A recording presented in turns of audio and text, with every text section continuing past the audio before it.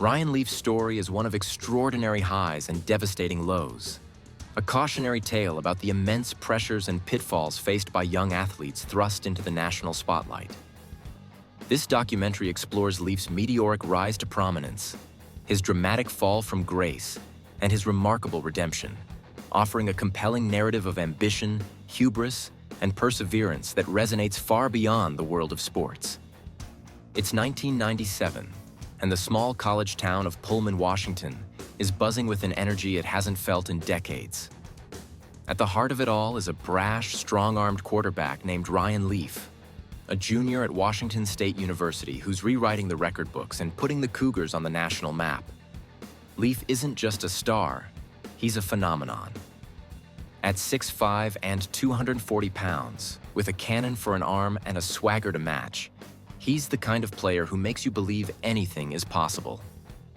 And for Washington State, a program long overshadowed by Pac-10 powerhouses like USC and UCLA, Leaf is the key to a dream season. That dream comes to life in spectacular fashion. Leaf throws for over 3,500 yards and 34 touchdowns during the 1997 season, leading the Cougars to a 10-1 record and their first Rose Bowl appearance in 67 years. Along the way, he racks up accolades, including Pac-10 Offensive Player of the Year, and finishes third in Heisman Trophy voting, behind only Charles Woodson and Peyton Manning. In Pullman, he's a hero. Across the country, he's a name on everyone's lips, a rising star destined for greatness. But it's not just college football fans who are captivated by Leaf's meteoric rise. NFL scouts and analysts are salivating over his potential. With his size, arm strength, and confidence, he's seen as a once-in-a-generation talent, the kind of quarterback who can transform a struggling franchise into a contender. As the 1998 NFL Draft approaches, the debate begins. Ryan Leaf or Peyton Manning? Manning, the polished and methodical son of NFL royalty, is the safe bet. But Leaf, with his raw talent and fiery charisma, represents the kind of upside that teams dream about. When the San Diego Chargers trade up to select Leaf with the second overall pick, just behind Manning, it feels like the start of something historic. Leaf is hailed as the savior of a franchise desperate for relevance. The Chargers roll out the red carpet, presenting him as their golden boy, their answer to the Manning dynasty.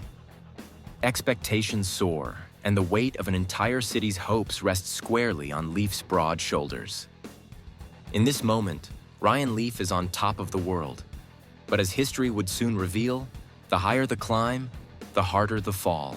To understand the immense burden Ryan Leaf carried into the NFL, you have to first grasp the narrative that surrounded him. By the time he declared for the 1998 NFL Draft, Leaf wasn't just a quarterback, he was a savior in waiting. At Washington State University, he had shattered records and led a once-overlooked program to the Rose Bowl, earning himself a place among college football's elite. Scouts raved about his cannon-like arm, his imposing 6'5" frame, and his fiery confidence. In a pre-draft world still buzzing with the hype of John Elway and Troy Aikman, Leaf was heralded as a can't-miss prospect, the kind of player who could single-handedly transform a franchise's fortunes. And for the San Diego Chargers, that's exactly what they needed. The team had languished in mediocrity, desperate for a spark to reignite their fan base and restore their relevance. When the Colts selected Peyton Manning with the first overall pick, the Chargers wasted no time in making Leaf the face of their future. They traded up to secure him, surrendering a treasure chest of draft picks and players. The message was clear. Ryan Leaf wasn't just a quarterback, he was the franchise's messiah. But with that investment came expectations that were almost impossible to meet. The media frenzy surrounding Leaf was relentless. Headlines painted him as the next great NFL superstar, while analysts debated whether he, not Manning, would ultimately have the better career. The comparisons were constant, the stakes monumental. For a 21-year-old, the weight of those expectations was staggering. Yet it wasn't just the media or the Chargers organization that turned up the heat. Leaf himself leaned into the hype, exuding a brash confidence that bordered on arrogance. "I'll show you who's the best," he told reporters on draft day, That swagger, while intoxicating to some, painted a target on his back. The NFL, a league built on grit and humility, had little patience for unproven bravado. But the pressure wasn't confined to the field. Off it, Leaf was thrust into a world of instant fame and fortune. Overnight, he went from a college kid in Pullman, Washington, to a multi-millionaire with endorsement deals and cameras following his every move. The transition was dizzying, and for someone as young and unprepared as Leaf, it was overwhelming. The NFL spotlight, as bright as it was, didn't just illuminate his talent, it magnified every flaw, every misstep. In hindsight, the cracks were already forming. Leaf's talent was undeniable, but the storm of expectations swirling around him was unlike anything most athletes ever face. Would he rise to meet them, or would the weight prove too much to bear? As the world would soon find out, the pressure cooker of professional fame can either forge greatness or shatter it entirely. It didn't take long for the cracks in Ryan Leaf's NFL career to show. The San Diego Chargers had pinned their hopes on the brash, cannon-armed quarterback, but the weight of those expectations soon became too much to bear.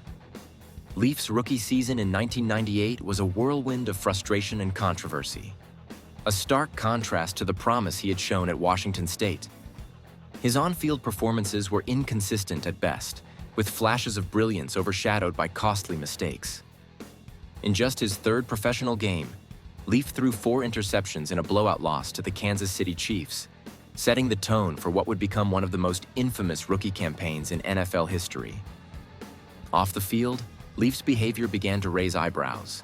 He clashed with teammates, alienated coaches, and struggled to handle the intense scrutiny that came with being a high-profile draft pick.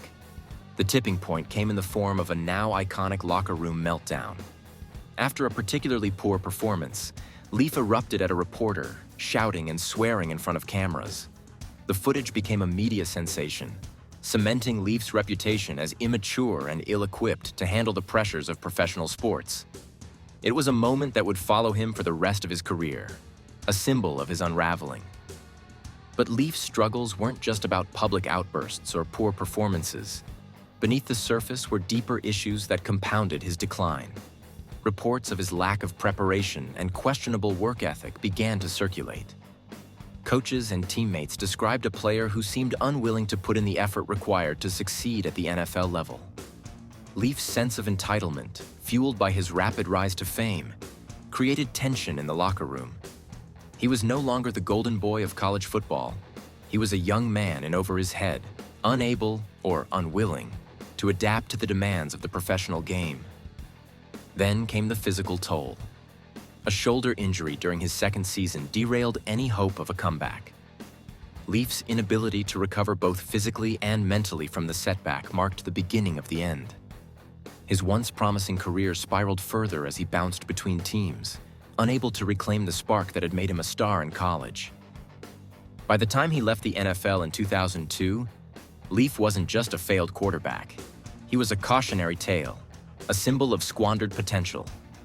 The toll of failure extended far beyond the football field. For Leaf, the collapse of his career wasn't just a professional setback. It was a blow to his identity. The young man who had been heralded as the future of the NFL was now grappling with the harsh reality of lost dreams and the crushing weight of public disappointment. In the bright glare of the NFL spotlight, Ryan Leaf's struggles weren't just physical. They were deeply personal, hidden behind the bravado of a young man grappling with expectations he couldn't meet. Beneath the surface of his public persona, Leaf was fighting an invisible battle with anxiety and depression, a struggle that few in the late 1990s were equipped or willing to address. This was an era when mental health in sports was rarely discussed, let alone understood. For athletes, vulnerability was seen as weakness, and asking for help was an unspoken taboo. Leaf, like so many others, internalized this stigma, masking his pain with defiance and denial. As his NFL career unraveled, so did his sense of identity. For years, Leaf had been defined by his potential, his arm strength, his promise as a generational talent. When that promise fell apart, he was left with a void he didn't know how to fill. The pressures of his failure, amplified by relentless media scrutiny and his own internalized expectations, became overwhelming. Without the tools to process his emotions or seek help, Leaf turned to substances to numb the pain. What began as an escape quickly spiraled into a destructive cycle of addiction. Leaf's post-NFL years were marked by a series of increasingly desperate decisions. Painkillers became a crutch, first to cope with lingering injuries, and later to dull the emotional wounds that refused to heal. His addiction led him down a dark path, culminating in multiple arrests for possession of controlled substances and theft. Each headline about his downfall served as a grim reminder of how far he had fallen and how deeply he was struggling. But Leaf's story also sheds light on the broader culture of professional sports at the time. The infrastructure to support athletes' mental health was virtually non-existent. Teams invested heavily in physical trainers and performance coaches, but neglected the emotional and psychological well-being of their players. Leaf, like many others, was left to navigate the crushing pressures of fame and failure alone. In hindsight, Leaf's struggles were a perfect storm of untreated mental health issues, societal stigma, and the isolating nature of professional sports. His descent into addiction wasn't just a personal failing, it was a symptom of a system that failed him. And it's a reminder of how far we've come and how far we still have to go in addressing the mental health needs of athletes. In 2012, Ryan Leaf found himself in a place he could never have imagined during the heady days of his NFL stardom, the Montana State Prison. Once hailed as a generational talent, Leaf was now an inmate, serving a 7-year sentence for burglary and drug possession. The fall from grace was complete. For Leaf, prison wasn't just a physical confinement. It was the culmination of years of unchecked ego, addiction, and self-destruction. It was, in his own words, rock bottom. Leaf's descent into addiction had been swift and relentless. After his NFL career fizzled out, he struggled to find an identity outside of football. The pain of failure, compounded by lingering injuries, led him to prescription painkillers, which provided a temporary escape, but ultimately became his undoing. By the time he was arrested in 2012, Leaf was no longer the brash, confident quarterback who had once stood on the NFL draft stage. He was a man consumed by his demons, estranged from his family, and barely recognizable to those who had once believed in him. Prison, however, offered something Leaf hadn't had in years. Time. Time to reflect. Time to confront the wreckage of his life. And time to decide whether he would let his story end in disgrace or fight for a second chance. In the stark, unyielding environment of incarceration, Leaf was forced to reckon with himself. Stripped of the distractions and enablers that had fueled his downward spiral, he began to see his situation with brutal clarity. The man who had once blamed everyone else for his failures now had no one left to point fingers at but himself. It was in prison that Leaf experienced what he would later call his moment of surrender. For the first time, he truly accepted responsibility for his actions. He began attending recovery meetings, opening up about his struggles with addiction and the mental health issues that had plagued him for years. Slowly, he started to rebuild, not his reputation, but his sense of self. Prison was not a place of redemption, but it was the crucible in which the seeds of change were planted. For Leaf, rock bottom wasn't just an end. It was the beginning of a long, painful journey towards something he had lost long ago: hope. When Ryan Leaf walked out of prison in 2014, he wasn't just a free man, he was a broken one. His NFL career was long gone, his reputation shredded, and his personal life in ruins. For many, this would have been the end of the story, a cautionary tale about squandered talent and the corrosive power of ego. But for Leaf, it was the beginning of something entirely new: the long, grueling road to redemption. Leaf's recovery began with a painful but necessary step: acknowledging the depth of his struggles. For years, he had masked his pain with bravado, deflecting criticism and numbing himself with substance abuse. Now, stripped of his former life, he had no choice but to confront the truth. Therapy became a lifeline, helping him unpack years of unresolved trauma and addiction. In interviews, Leaf has described this process as learning how to live again, a humbling journey that required him to face his flaws head-on. But recovery wasn't just about personal healing. It was about rebuilding trust. Leaf reached out to those he had hurt, offering heartfelt apologies to former teammates, coaches, and family members. He also began to share his story publicly, not as a cautionary tale of failure, but as a testament to the power of second chances. His vulnerability resonated, especially with others struggling in silence. Slowly, the narrative began to shift. Ryan Leaf was no longer just a symbol of squandered potential. He was becoming a symbol of resilience. Today, Leaf is a passionate advocate for mental health and addiction recovery. He travels the country, speaking to athletes, students, and anyone willing to listen about the dangers of unchecked pressure and the importance of seeking help. His work with organizations like Transcend Recovery Community has provided support to countless individuals battling the same demons he once faced. And in doing so, Leaf has found a purpose far greater than football ever offered. In many ways, Ryan Leaf's redemption is still unfolding. His past will always be a part of him, but it no longer defines him. Instead, it fuels his mission to ensure that others don't have to hit rock bottom to find their way back up.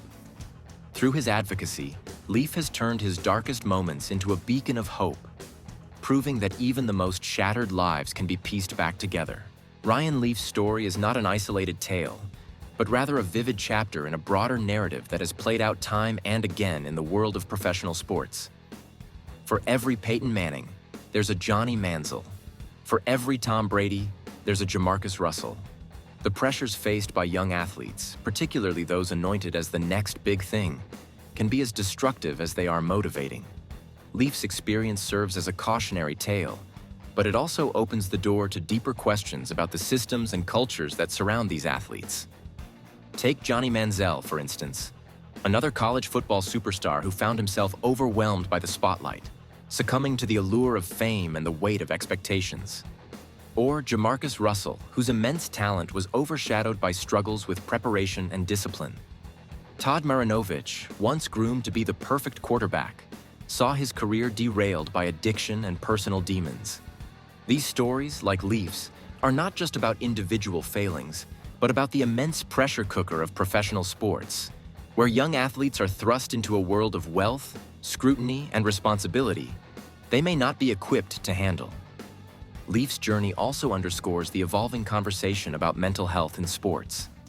In the late 1990s and early 2000s, mental health was a taboo topic, often dismissed or ignored entirely.